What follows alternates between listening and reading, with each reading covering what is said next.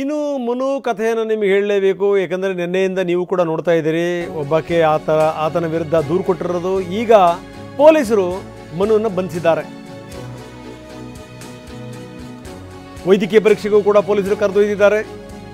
Cinema ಬಿಡುಗಡೆ ಸಂದರ್ಭದಲ್ಲೇ ಜೈಲು ಕಂಡಂಥ ಸ್ಥಿತಿ ನೋಡಿ. ತೀವ್ರ ವಿಚಾರಣೆಯ ನಂತರ ಈತನನ್ನು ಬಂಧಿಸಲಾಗಿದೆ, ಅರೆಸ್ಟ್ ಮಾಡಲಾಗಿದೆ. ನಾವು ತೋರಿಸ್ತಾ ಇದ್ದೀವಿ. ಮನು ಬಂದಿದ್ದು, ಪೊಲೀಸರ ವಿಚಾರಣೆಯನ್ನು ಎದುರಿಸಿದ್ದು, ಸುದೀರ್ಘ ವಿಚಾರಣೆಯ ನಂತರ ಮನು ಅರೆಸ್ಟ್.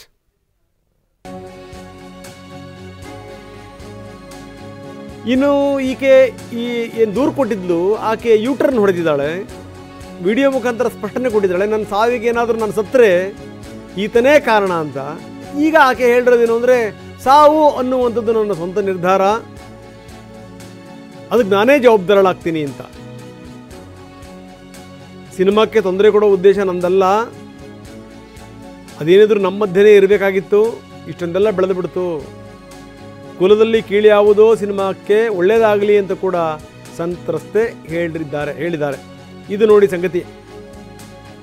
ಸಿನಿಮಾ ಬಿಡುಗಡೆ ಸಂದರ್ಭದಲ್ಲಿ ಇಷ್ಟೊಂದೆಲ್ಲ ರಾದ್ಧಾಂತಗಳಾದ ಮೇಲೆ ಈಗ ಕುಲದಲ್ಲಿ ಮೇಳೆ ಯಾವುದೋ ಸಿನಿಮಾಕ್ಕೆ ಒಳ್ಳೆಯದಾಗಲಿ ಅಂತಂದರೆ ಕುಲದಲ್ಲಿ ಕೀಳಾವುದೋ ಏನು ಹೇಳೋದು? ಬನ್ನಿ ಅಮ್ಮ ಏನು ಹೇಳಿದಾರೆ ನೋಡೋಣ. ನಡುವೆ ಒಂದಷ್ಟು ಗೊಂದಲಗಳಿತ್ತು. ಸೊ ಹಾಗಾಗಿ ನಾವು ಜಗಳಗಳು ಅದು ಇದು ಎಲ್ಲ ಆಗಿ ನಾನು ಸ್ವಲ್ಪ ಪ್ರೊಡ್ಯೂಸರ್ಗೆ ಮೆಸೇಜ್ ಮಾಡಿದ್ದು ಹೌದು. ಸೊ ಮೆಸೇಜ್ ಮಾಡಿದ್ದು ತಪ್ಪು.